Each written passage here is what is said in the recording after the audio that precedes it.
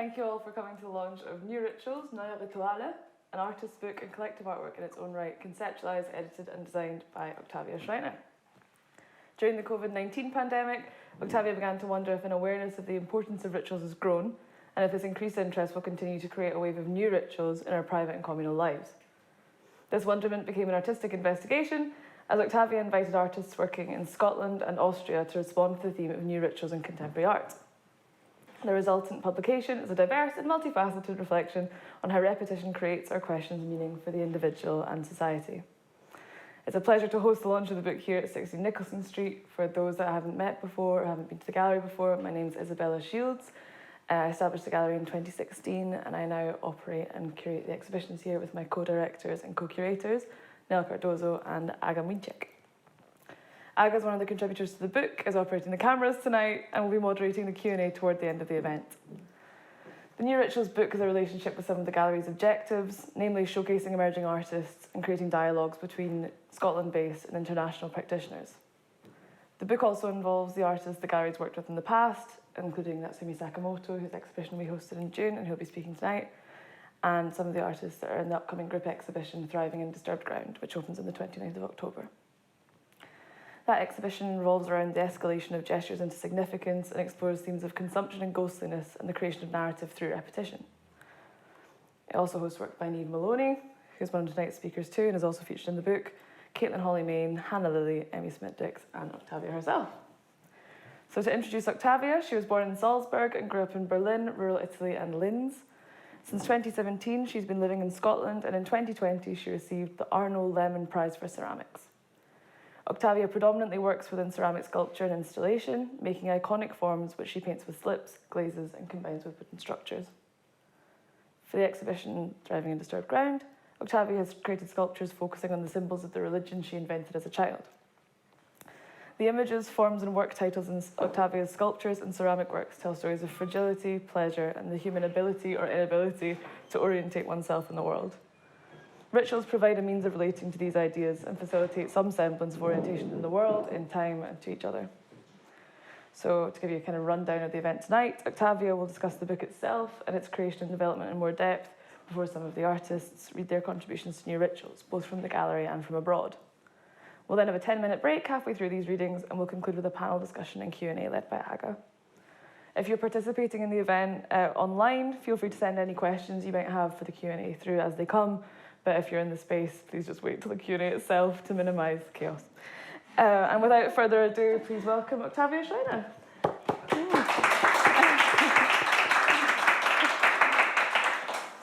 Thank you very much, Isabella, for introducing me. And thank you also to the whole 60 Nicholson Street team for hosting this event. It's great. And thank you to all the artists who contributed to the book. It was really a delight to work with you all. Thank you. I want to say to the tech guys, oh yeah, now it works, wonderful. We have here some slides and here the run through for today. Yes, as Isabella mentioned already, this is a book that combines Austrian and Scottish-based artists, and the book is completely bilingual, so I also want to thank Rebecca de Wald for her translation. It was great to work with you on this too. And I want to say just a few words in German now, because obviously there's also Austrian audience with us online tonight. Willkommen an alle zu Hause zu dieser Buchpräsentation New Rituals, Neue Rituale. Wir befinden uns hier in der 60 Nicholson Street Gallery and Arts Collective in Glasgow in Schottland. Hallo an die späten Arriver.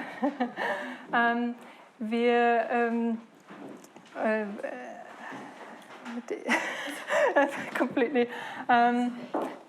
Hi for arriving. Yes, so I'm going to introduce the project now, and then, no, I wanted to say that in German, sorry.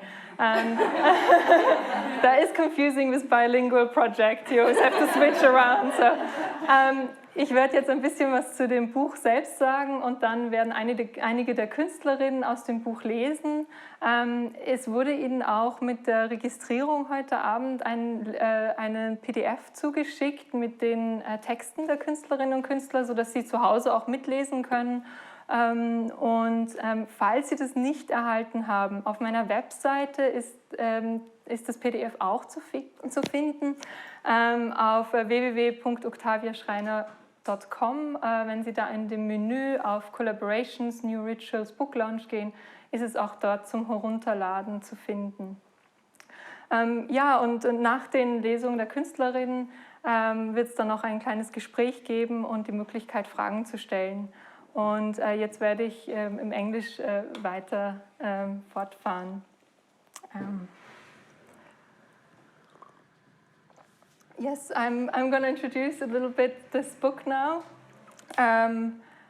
It is, as Isabella mentioned already, this is started in the lockdown during the coronavirus pandemic in spring 2020. I was back then already thinking about rituals quite a lot and about how they influence us and how they're connected to art. And then with the lockdown, as so many other things just stopped, but also rituals and especially communal rituals really stopped in that time. As you remember, we couldn't do like birthdays or weddings or any religious holidays as we used to. And so that felt quite isolating for loads of us, that we couldn't do these things. But also what happened was, what I noticed is that other things were emerging and we found different ways or new ways also to celebrate and to mourn and to show our gratitude. I'm thinking of like Zoom parties or clapping for the NHS, for example. And also I, for instance, actually attended a Zoom funeral as well. That was just like a couple of months into the lockdown. It was my partner's great uncle who he was 99 when he passed away, and especially back then no like real funerals could happen at all. So we did a Zoom one, and there were about 60 people coming to this Zoom event, and they were all from different parts of the world. They live in different countries as well. And first there was a small Jewish ceremony at the beginning, and then there was the Shiva. That is where you stay on and just hang out with each other and chat. And that is actually the bit that stuck most to me, because what happened in that time is that people started to talk to each other who actually haven't seen each other since over 50 years. And it was really touching moments that happened through that. And of course, these people could have met in different circumstances. They could have organized that anyway.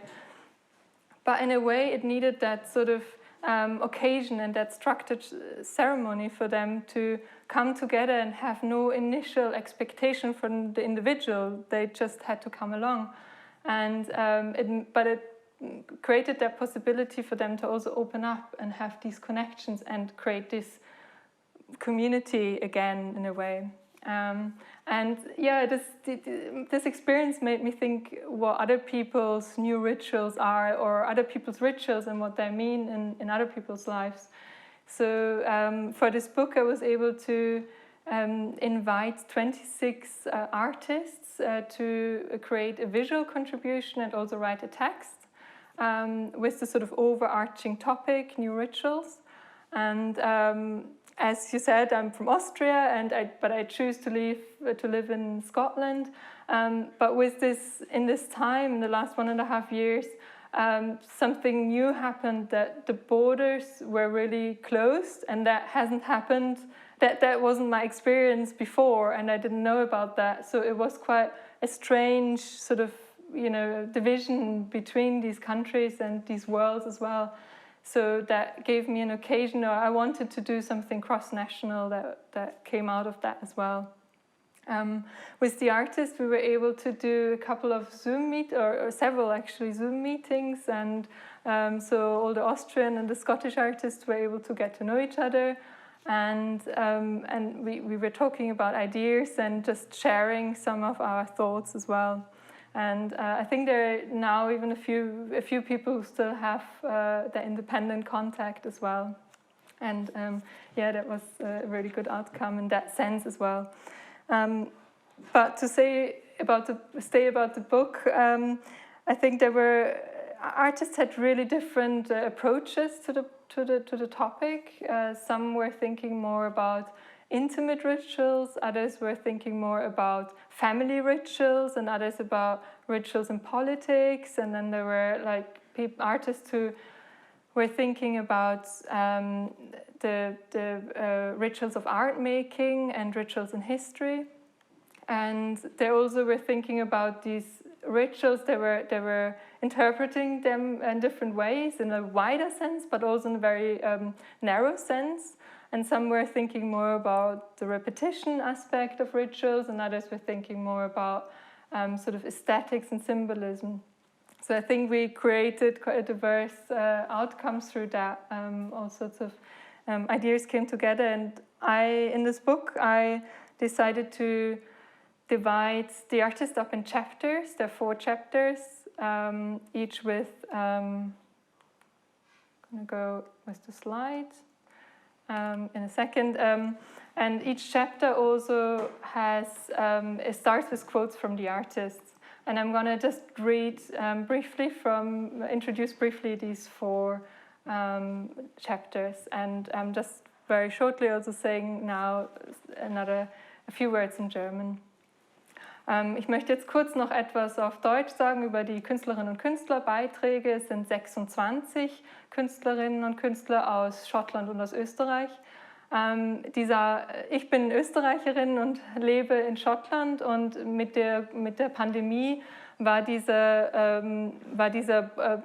Trennung dieser 2 Welten sehr stark. Also natürlich, wir haben die Grenzen waren geschlossen und wir konnten nicht reisen, oder ich konnte eben längere Zeit auch nicht nach Hause. Und es war auch so ein Anlass, um ein länderübergreifendes Projekt zu machen.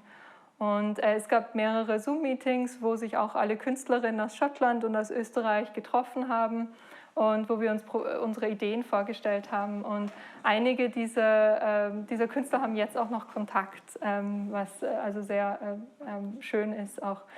Ja, ich werde jetzt aus diesem Buch kurz die 4 Kapitel vorstellen. Jedes Kapitel besteht aus 4 Wörtern, und jedes Kapitel beginnt auch mit Zitaten der Künstlerin, und ich werde das jetzt ganz kurz noch vorstellen, bevor dann einige der Künstlerinnen lesen. First chapter is Material, Magic, Object and Folk Art. Material, Magie, Objekt, Volkskunst. A quote from Bojana Venceslavova. Die Rituale meiner Arbeit sind für mich eine Technik im politisch-aktivistischen Format. Ein Instrument für gegenseitige Hilfe, für symbolische Kommunikation, die oft eine sinnliche oder auch eine übersinnliche Wirkung hat, um Ermächtigungs- und Heilungsprozesse anzutreiben. I see rituals in my work as political activist techniques, as tools for mutual aid, for symbolic communication, often with a central or paracentral effect, and able to drive processes of empowerment and healing. Quote end.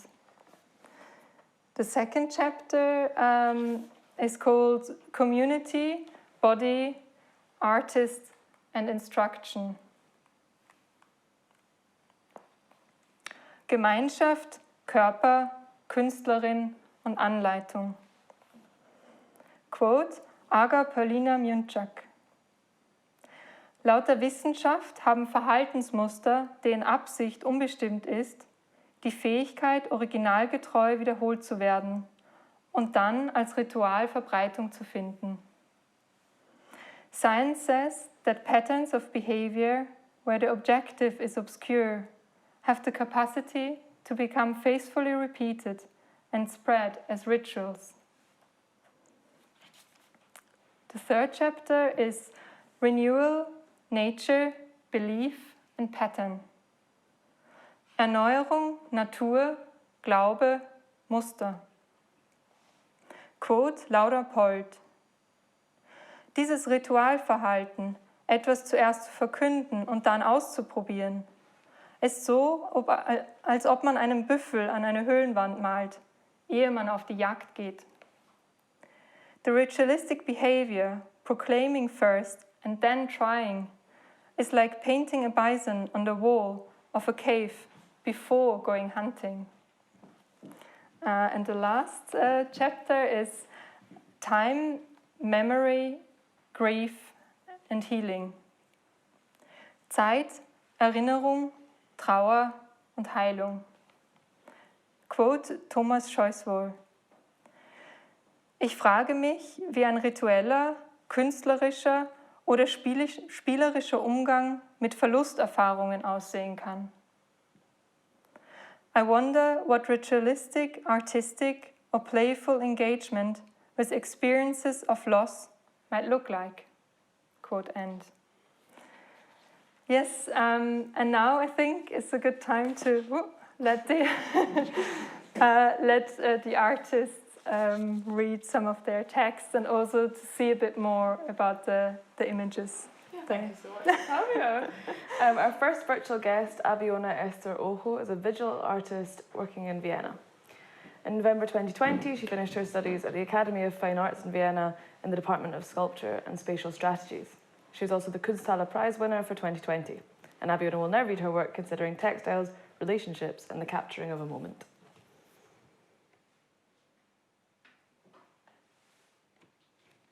Thank you, Isabella, for introducing me. I'm going to read my text in English now. There is magic in every strand, printed on soft sculptures made from different types of fabric. These cyanotypes allow intimate glimpses into particular aspects of the lives of the people photographed. The captured moments were precisely chosen to portray trust and intimacy in every image and to show how closely these individuals are connected to one another as a collective. Toying with different strands and textiles layered with photos and accessoires created a different, more closely knit web of these already interconnected realities. Processes that are repeated become rituals. Rituals as a practice of empowerment, of softening, of learning to let go. A sensitive tightrope act between inside and out. One depends on the other. The union of the two is a harmonious interplay. Thank you, everybody, for listening.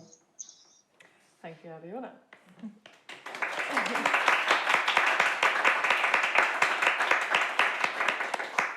Our first in-person speaker of the night, is Beverly Chapman.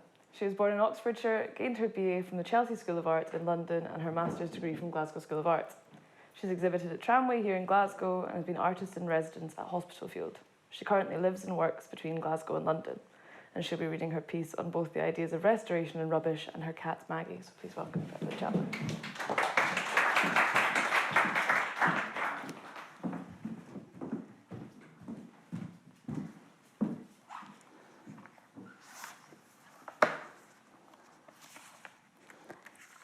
Hi, everyone.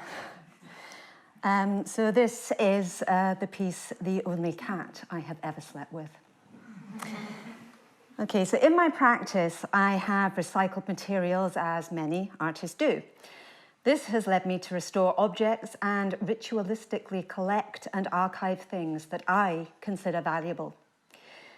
During the lockdown, with questions of the environment and public health at the forefront of our minds, I began to reconsider what I choose to keep and throw away. Since I find it very easy to develop an emotional attachment to things, and more importantly, to the stories they tell, the decision process is fraught. Capitalism depends on a throwaway society, enabling an unstoppable flow of production and consumption. But what if we learnt to treasure our things and to appreciate their sometimes hidden value? In his book, Rubbish Theory, Michael Thomson reframes ideas around established value systems to include rubbish as a category, alongside transient and durable goods. With additional complexity of time and material permanence, value becomes far from static. For example, archaeology is often the rediscovery of ancient rubbish, with time rendering it priceless. So, I began to think about something I value greatly, my cat, Maggie. Initially observing that perhaps humans aren't alone in creating rituals, but that's a work for another time, I think, I went on to examine our shared ritual around bedtime, particularly the fact that every night she sleeps on me, and every morning I use a sticky roller to remove her fur from my duvet. I used to discard the fur-covered paper from the roller, which, considering I've been collecting larger bits of her fur, her claws, her whiskers, and for some time, and perhaps that is not clear why yet, it's clearly ridiculous because these papers literally carry her trace. So now I'm working on a patchwork bed cover comprised of the furry papers from the sticky roller, collecting them each day and diligently marking the date on each one. And by preserving these pieces of sticky paper, I'm showing the value they have to me as documents of our relationship, as well as a diary. And the patchwork is a modern interpretation of a traditional method of using scraps and leftovers to make something new. But in time, it will become a lasting memorial to my cat, Maggie.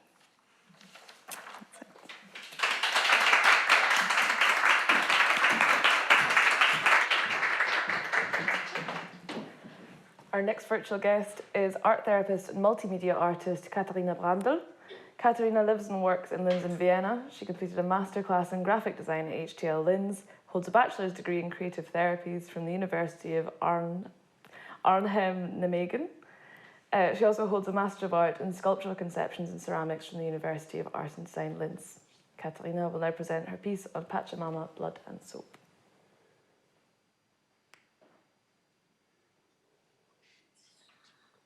So, thanks to Oktavia Schreiner and the possibility to be a part of this book, New Rituals. And now there's my statement to these rituals. Everything is transformed. During my artist residency in Ecuador, I engaged deeply with the concept of Pachamama, representing Mother Earth and the cosmos, as well as with nature and the environment. Environmental rights are enshrined in the Ecuadorian constitution, much like human rights are here. In my research, I came across numerous Valdivia figurines and objects made from stone, dating from 4000 to 3500 before Christ. They reminded me of European Venus sculptures, such as the more than 30,000 years old Venus of Willendorf, found in Austria. It is assumed that the figurines were used for various social rituals, such as fertility and agricultural development rites, and that these first forms of society were matriarchal. In the house I lived in, while in Quito, people had left behind lots of used pieces of soap. I decided to carve small Venus figurines into them or to mold them in that shape, and to execute various individual daily cleansing rituals with them. For example, washing my hands, my whole body, or my laundry. Soap is also an ancient material dating back to circa 4,500 years ago. It was discovered in Iraq and initially used for healing purposes. It was not only 200 common era that it began to be used to clean the body. In modern society, menstrual blood is often considered impure or unhygienic. For indigenous peoples, this type of blood is very important, purifying and almost considered sacred because it symbolizes fertility and hence contributes to the continuation of a community. That is why I began to ritualistically base the soap figurines in my own menstruation blood. The coronavirus pandemic has shown us that we are not only interconnected on a global scale, but also interdependent. Hygiene standards have improved. Hand washing has been revalidated and has become a ritual repeated multiple times each day. Also, it is a ritual performed by the individual. It serves the whole community.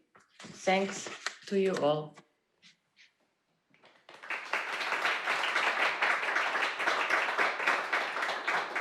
Thank you, Catarina. Our second in-person speaker is Natsumi Sakamoto. She's a Tokyo-born artist based in Glasgow who works with film and multimedia installations. Her internationally exhibited works include a collaborative filmmaking project, speculative fiction, practicing collectively at artist cinemas on Eflux, and she also had an exhibition in the gallery earlier this year, which was a total joy to curate with her. In this piece, Sakamoto discusses domestic labour and intergenerational memory.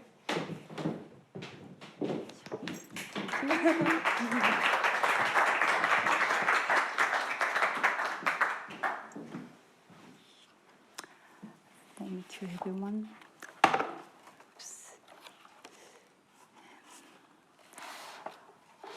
I'm going to read my writing title. The title is Intergenerational Memory and the Collective Body. After the Industrial Revolution, many traditional ceremonies were abolished in Europe.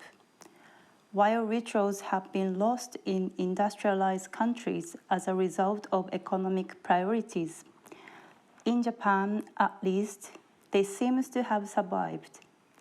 Where I grew up, rituals remained successfully in harmony with the capitalist economy.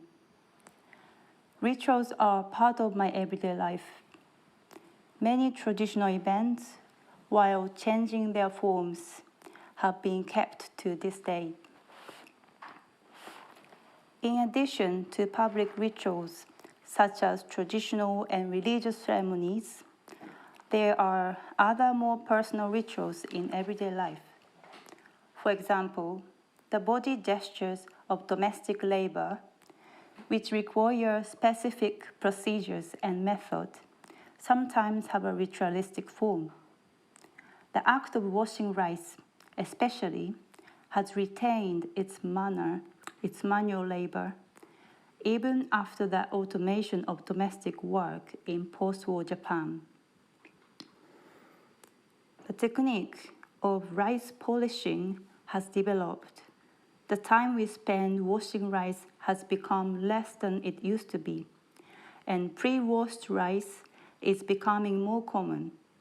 However, the act of washing rice by hand in water before putting it in the rice cooker is still practiced and has its own special and particular manner. So first, measure the rice using a measuring cup and put the rice in a strainer. The second, pour the water over the rice.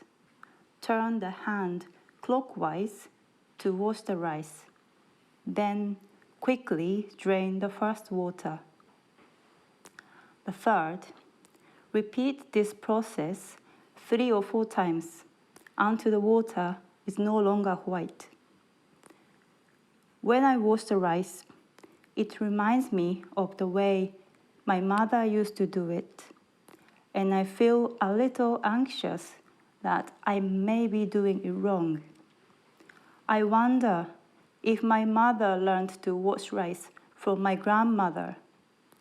In this way, when body gestures are carried from generation to generation, the gender role is inevitably passed on, at least for my generation. When I observe the act of washing rice and reconstruct and listen to the sound and rhythm of the labor, I imagine that my body follows the same rhythm as my grandmother's. It's a rhythm of the memory of the collective body passed on through gestures.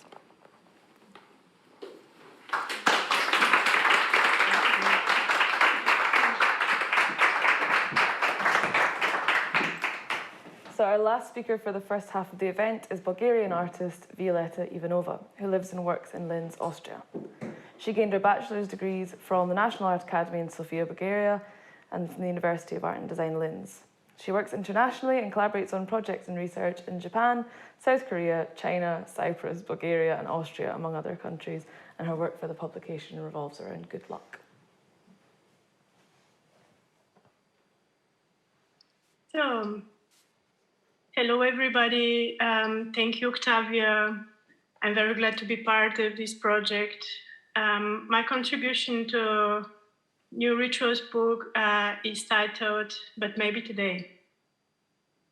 Artists and managers of artistic and cultural projects are often faced with the issue of inadequate payment for their creative work, unpaid services, precarious employment, disadvantageous contracts, and uncertain working conditions are features of everyday life.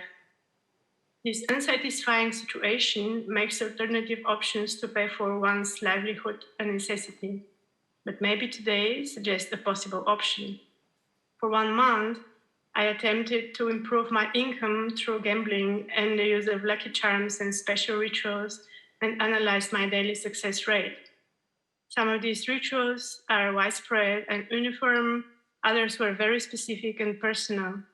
From a young age, we develop our very own secret rituals to attract good luck and elect all sorts of bizarre objects as our personal talismans. Scientists assume that rituals of luck and lucky charms may be beneficial to us. They have uncovered positive correlations between the belief in good luck and optimism, confidence, and motivation. In this investigation, I combined methods recommended to me by friends with others found online, and yet others I sometimes employ myself. A large number of absurd winning strategies and their results have been categorized and systematized in the context of this project. For those motivated by this research, my experiences and best practice examples have been highlighted. Just like in many other aspects of life, good luck plays an important role in the career of an artist. It is often determined by unpredictable factors that have nothing to do with talent or commitment. With or without good luck, the topic of fair pay for artists is a very important one, which deserves more publicity and attention. And a footnote follows here. At the time of completion of this text, the author had not yet cracked the lottery jackpot. Thank you very much.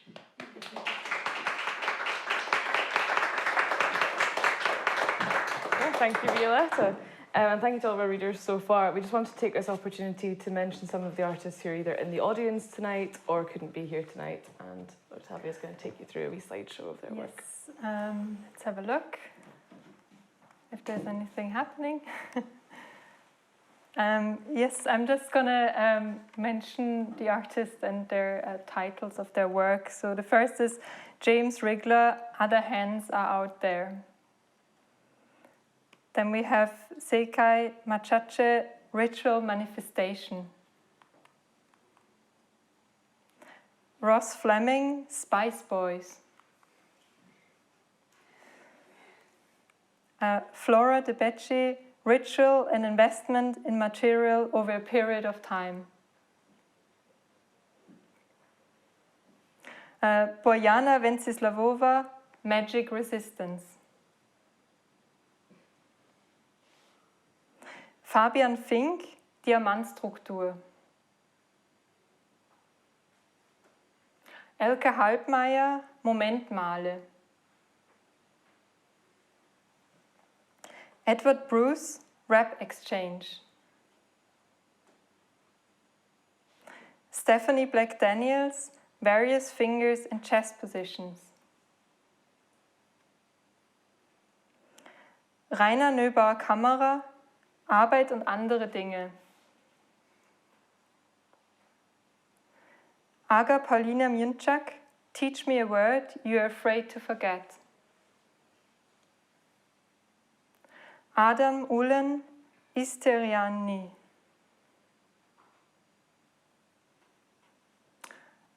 Isabel Lutz-Smith, Untitled. Sam Bunn, Doing the Negative, Sacral Reimagining, and a Non-Apple Look Future. Michael Hautemüller, on Filling Voids, Protective Structures, Jelly and Souls. Dinja Rosewori, Collection of Undoings. Thomas Scheuswohl, Mitzerstörung. We have actually Laura Polt, I don't, we missed her. Maybe we find her later. Her piece was called New Rituals, Watering Plants, The Ritual Archive, Spinning Yarn. Make sure to check it out in the book. Well, thank you. We're going to have a 10-minute break for refreshments, so that'll take us to 7:50, and then hopefully we'll come back. But yeah, thank you very much.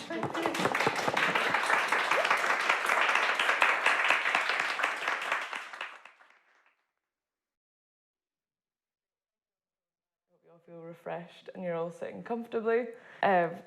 Next up in the second half of tonight's presentations is Naomi Van Dyke, an artist and curator born in Tilburg in the Netherlands. She completed her Bachelor in Fine Arts at the Gerrit Rietveld Academy in 2015 and her Master's in Curatorial Practice in 2018 in Glasgow, where she currently lives and works. For New Rituals, Naomi has written about repetition, curatorial practice and flux.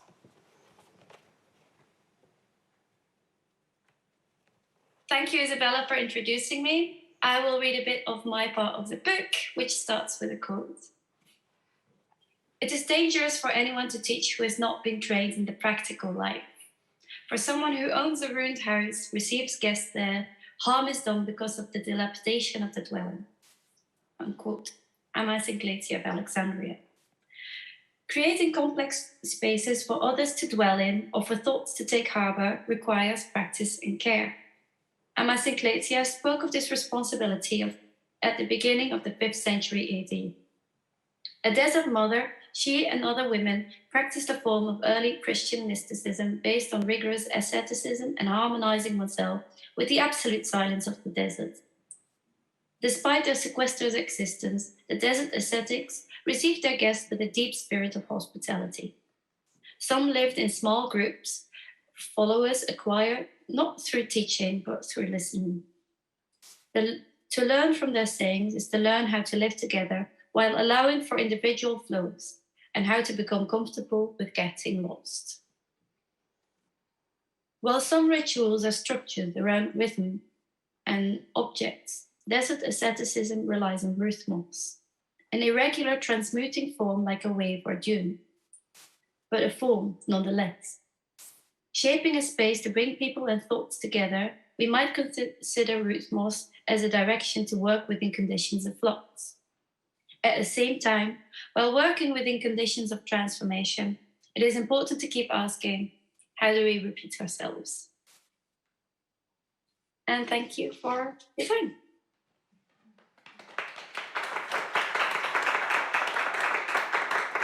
Thank you, Naomi. Our next in-person speaker, Niamh Maloney, is a Dublin-born artist working in Glasgow. Her work investigates the connections between narrative, time, the body, and the cosmos. She works mainly with drawing, sculpture, and text, and also through collaborative practices. For New Rituals, Niamh's text contemplates curves and griefs. Please welcome Niamh Maloney.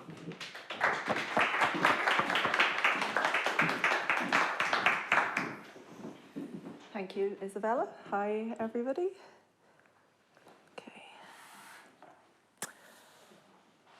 Glasgow, 24th of May, 2021. I sit down to write this after another walk where I found, as usual, 3 pieces of curved metal. During the first lockdowns of spring 2020, I walked the streets of Glasgow, noticing metal pieces in the gutter, on the road, and at the edges of paths. Perfect curves of slightly differing shapes and sizes. An arc of a rainbow, an arch of a diaphragm, a curve of a smile, a spiral of magic. Each one seemed to wink at me. It became a game, a ritual of play I kept secret and undertook mostly alone. There was a rhythm of sorts to these findings. 3 pieces of curved metal would appear almost every time. In the winter, tramping in the rain, I found 5 pieces rather than just 3. 5 pieces of rusty metal in my pocket weighing me down.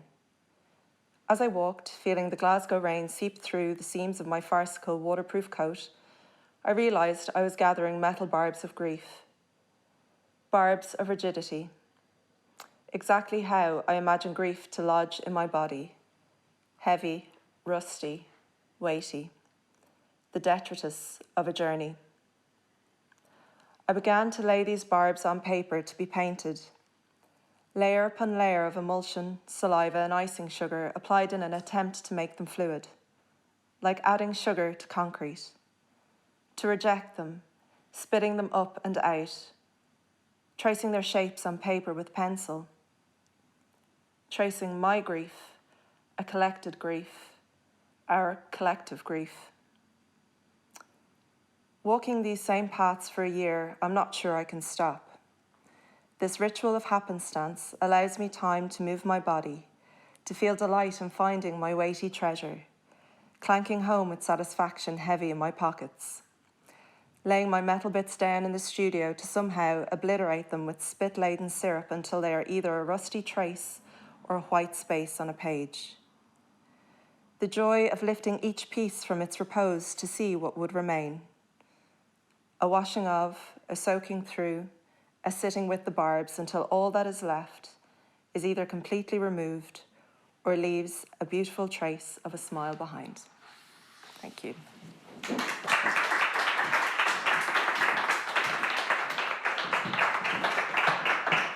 you, Niamh. Our final speaker tonight, Catarina Godzilla, was born in Klagenfurt, Austria, and now lives and works between Linz and Vienna. She's a freelance artist specialising in photography, video, film, and installation work. And in her art, she investigates social tendencies and is committed to socio-cultural topics. Her text considers the relationship between photography and remembrance.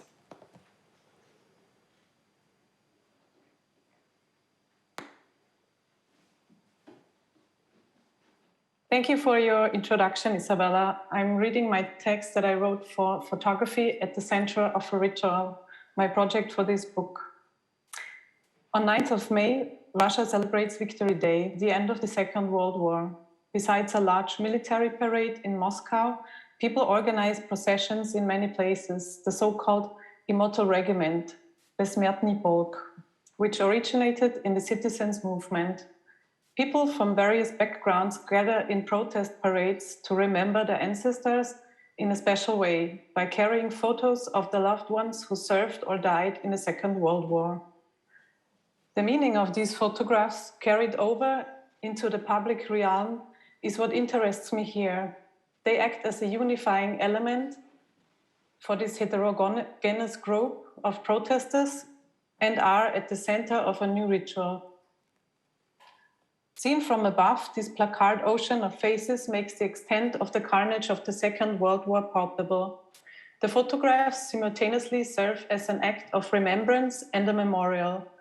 While memorial culture generally resorts to emblematic figures and abstract images, in this case, it is the mass of countless individuals' faces and personal histories which make up the bigger dramatic picture. Photographs have taken on a particular role within this ritual. Many of them are personal snapshots made public and depicting the impressive image of a generation. Some pictures look as if they are usually displayed in the most intimate of places, such as on a bedside table. Others, in contrast, seem depersonalized since they have been standardized by public bodies using software, then printed and stuck on plastic poles to be brandished like manifestos. The controversy surrounding a civil culture of remembrance and its absorption by political powers as a means of decreed ritual culture is subliminally presented beyond the diversity of photographic manifestations. Photography as a medium capable of freezing irretrievable moments in time is directly linked with death. The real-life bodies and photographic representations thereof form a union in this veneration of the dead. People hang homemade arrangements around their necks or squeeze them under their arms. They combine applique posters with other mementos and exhibit them by leaning them against their bodies. Interesting doubling effects emerge when the protesters become the living images of the loved ones represented in the photographs. These photographs are a complex mirror of our time and speak of more than just the war and its historiography. When adults carry images of their grandparents as children, these photographs also seem to break with the chronological order and the temporal gap between those represented and those carrying the representations. Politicians, too, have recognized the power of these images and this cult of remembrance and know how to exploit this ritual for their own gains. Thank you.